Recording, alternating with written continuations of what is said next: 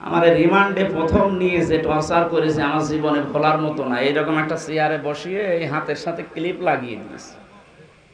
আমার আগে একজনকে নিয়ে গেল, ওরে দিয়ে আমারে দেখাচ্ছিল যে এইভাবে করে কিন্তু আমরা নখ তুলি, এই জন্য এখানে একটা চাপ দিয়েছিল। আর 4.5 বছর চলছে, এখনো মিলিয়ে যায়নি। আমার আগে যারে নিয়ে গেল, ভালো মানুষ নিয়ে গেল, আসার সময় দেখছে ও মা গো বাবা গো চিৎকার করছে। এই জায়গায় এরকম চেয়ারের সাথে ক্লিপ লাগায়, হাতের সাথে, গলার সাথে একটা বেড লাগিয়ে দেয়, মাথায় একটা টুপি পরিয়ে দেয় কালো, পেছনে তো হাত বাঁধা, ডান্ডা বেড়ি দেওয়া, মাজায় দড়ি টাঙিয়ে রাখে, একটা মেশিন আছে এসে শুধু হাতের কাছে পায়ের কাছে ধরে, একেবারে মাপ দেওয়া, শুধু একটা টিপ দেবে, একবারে নখগুলো সব খুলে চলে আসবে। মানে নখ খুলে আসলেও যদি ছেড়িয়ে দেয় তাও তো বাঁচা যায়, লবণ ছিটিয়ে দেয়। মুফতি ফখরুল ইসলাম ভাই আমার সাথে ছিল, মাঝে মাঝে আমারে বলতো, হামজা এই যে মানুষ শুয়ে থাকে এটা যে কত বড় নিয়ামত আমি টের পেয়েছি। ওরা আমারে মাটির নিচে নিয়ে প্রথম দিকে এই পায়ের ভেতরে হাত দিয়ে, এই লোহার ব্যারিকেড আছে সামনে, এর সাথে শিকল লাগিয়ে দেয়। 24 ঘন্টা একটা মানুষ এভাবে বসে থাকতে পারে?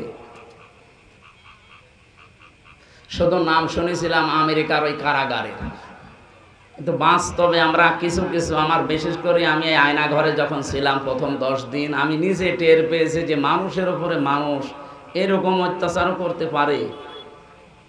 আর আমার এই কথাগুলো চিন্তা হয়, দেখি, আর মাঝে মাঝে মনে হয় যে এখনো যারা জালেমের পক্ষে সাফাই গায় ওরা কি মানুষ?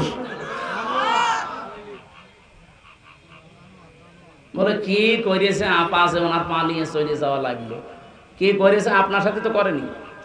আপনার বাবারে যদি এভাবে 8 বছর ব্যারিস্টার আরমানের মতো আয়না ঘরে রেখে দিত, তখন আপনি বুঝতেন যে কি করেছে।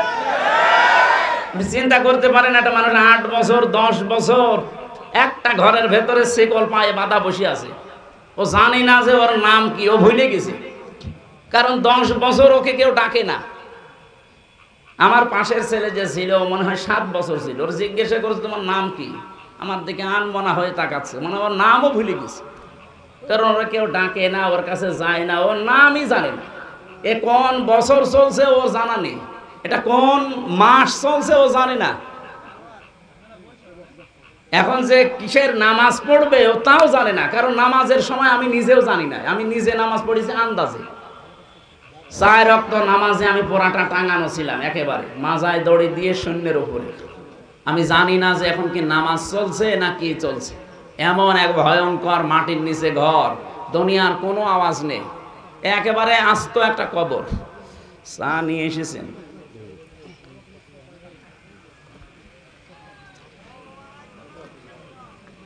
এ তো চা না, তো মমতা জাফার মতো ঠান্ডা হয়ে গেছে। হ্যাঁ, চা দিয়েছে তাই ভালো। এখানে আসা যাবে না ভাই, একটু বসেন। এই জন্য শরীরও যেহেতু ভালো না, রাত জাগাও নিষেধ। আমি ওস্তাদের জন্য অপেক্ষা করছিলাম অনেকক্ষণ। আমারে দাওয়াত দেওয়ার সময় বলেছিল রাত 9টা থেকে 10টা 1 ঘন্টা, আমি সেই আশায় বসেছিলাম, কিন্তু ওনার মনে হয় অনুষ্ঠান ছিল, আসতে দেরি হয়ে গেছে। এই জন্য আমি একটু বেয়াদবি হয়ে গেল, আমি কুষ্টিয়ায় যে ফজর পড়ব, আমার কালকে অনুষ্ঠান আছে, প্রোগ্রাম আছে, এই কারণে আমরা 45 মিনিট মতো একটু কথা বলি আয়াতটা নিয়ে, এরপরে ওস্তাদ আপনাদের সামনে তাফসীর আকারে হাদিস দিয়ে, কোরআন দিয়ে কথা বলবে ইনশাআল্লাহ।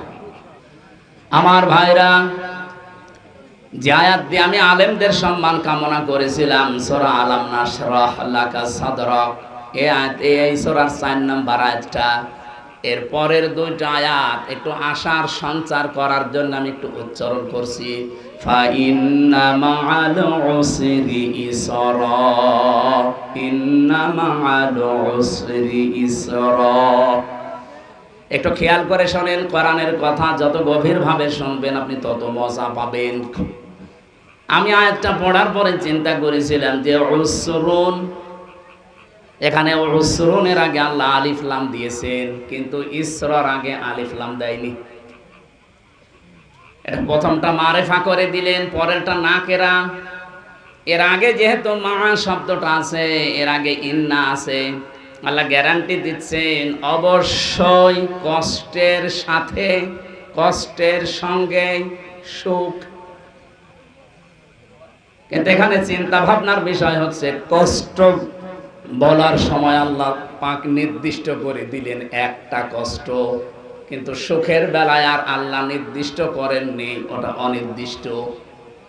তাফসীরে ফি জিলালিল কোরআনে আয়াতের ব্যাখ্যায় টিকায় লেখা আছে, সাইয়্যিদ কুতুব রহমাতুল্লাহ আলাইহি তিনি জানাতে চেয়েছেন পৃথিবীর মানুষেরা, দুনিয়ায় কোনো মানুষ যদি একটা কষ্ট সহ্য করে তিনটা কারণে, কয়টা?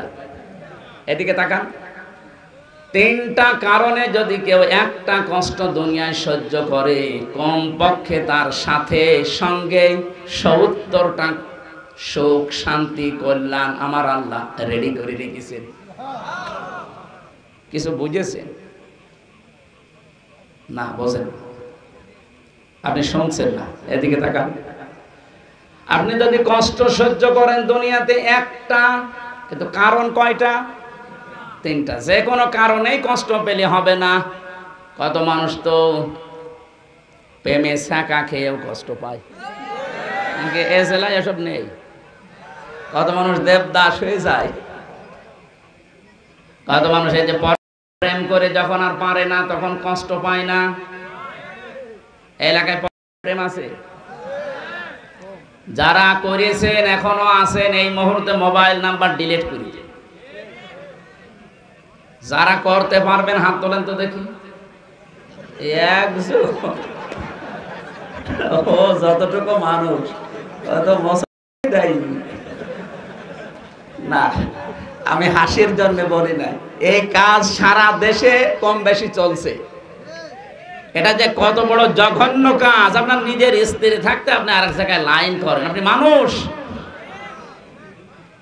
যারা শয়তানের ধোঁকায় নফসের জালে পড়ে এগুলো করেছেন, এই মুহূর্তে আমাদের থামা লাগবে। যদি কেউ করে থাকেন এই মুহূর্তে তাওবা করে জীবনের মতো ফিরে আসেন, তাও মাপ পাবেন। আর এভাবে যদি চালাতেই থাকেন, এমন একটা সময় আসবে, ইন্নামা নুমলি লাহুম লিয়াজদাদু ইসমা ওয়া লাহুম আযাবুম মুহিন। মানুষ যখন পাপ করতে করতে সীমা ছাড়িয়ে যায়, পরিপূর্ণ হয়ে যায় অপরাধ, তখন ওকে আর ফিরে আসার কোনো লাইন আল্লাহ রাখে না। ওর জন্য তখন অপমানজনক শাস্তি আল্লাহ রেডি করে রাখে। আমি সহ এখানে যারা আছি, কেউ যদি এই গোনায় থেকে থাকি, এই মুহূর্তে আল্লাহর দিকে তাকিয়ে তওবা করছি, পারবেন না ইনশাআল্লাহ? এই অবৈধ কাজে সুখ আছে, শান্তি আছে, কিন্তু একটা অবৈধ সুখ যদি দুনিয়ায় কেউ ভোগ করে, একটা কষ্ট পেলে যেমন ৭০টা শান্তি আছে, ওর সাথে সাথে একটা সুখ যদি কেউ দুনিয়ায় ভোগ করে আর সুখটা যদি হয় অবৈধ, অবশ্যই তার সঙ্গে সঙ্গে সাথে সাথে ৭০টা দুঃখ তাকে ভোগ করা লাগবে। পরকীয়া প্রেমে যে শান্তি আছে, সুখ আছে, এটা কি বৈধ সুখ না অবৈধ? বলেন বলেন। এই অবৈধ সুখ যদি কেউ দুনিয়ায় পান, হ্যাঁ আপনার আনন্দ লাগবে, সুখ লাগবে, একটা সুখের কারণে ৭০টা অশান্তি দুনিয়ায় ভোগ করা লাগবে। এটা আমরা চাই? বলেন। আল্লাহ আমাদের হেফাজত করুন, বলেন আমিন।